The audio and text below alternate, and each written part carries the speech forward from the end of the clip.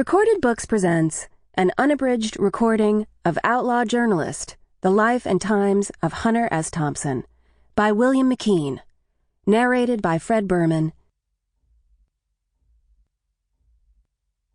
Preface. The End. A quote from Hunter S. Thompson writing about a friend in 1967. Word of his death was a shock to me, but not particularly surprising.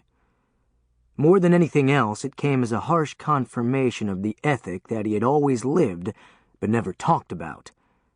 The dead-end loneliness of a man who makes his own rules. I don't even know where he's buried, but what the hell. The important thing is where he lived. After a certain age, you learn that when the phone rings at midnight on Sunday, it's never good news. Dude! It's an old friend. Though we haven't spoken in years, I know his voice instantly. He's a reporter for the Los Angeles Times. Hunter's dead. He killed himself tonight. Pause. I thought you'd want to hear it from a friend. Then he's all business, asking me about Hunter Thompson and his place in American culture and journalism history. I shake off my grogginess and bark a few words of benediction and semi-scholarly wisdom into the phone. I'm supposed to know a lot about Hunter Thompson. I wrote a book on him in 1991 and hosted him when he spoke at my university back in the late 70s. We had drinks together when we were both covering the 1984 Democratic National Convention.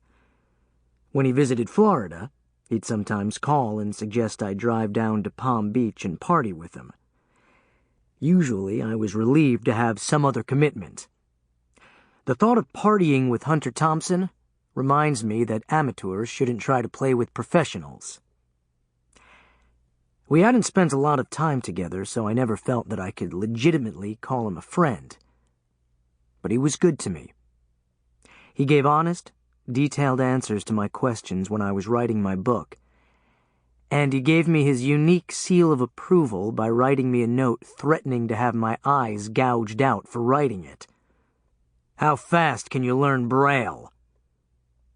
The letter, with its many vulgarities, is framed in my office. When I put together an anthology a few years ago, while other writers held me up for thousands of dollars to reprint their pieces in our low-budget book, his fax came back with a scrawl over the contract. "This is free for you, buddy." Not long after I'd remarried, he sent me an inscribed copy of his book, Kingdom of Fear, in which he named me to his honor roll. He wrote, "Dear Bill, I just got married today, so I'll make this note short. Congratulations on your new one, too. Life is humming along smartly out here on the farm. Give me a ring sometime." He doodled on his signature and noted the time, 4:24 a.m. He was so happy. And now, a year later, this phone call. So I hang up with the reporter and stand in the middle of the dark bedroom. "What is it?"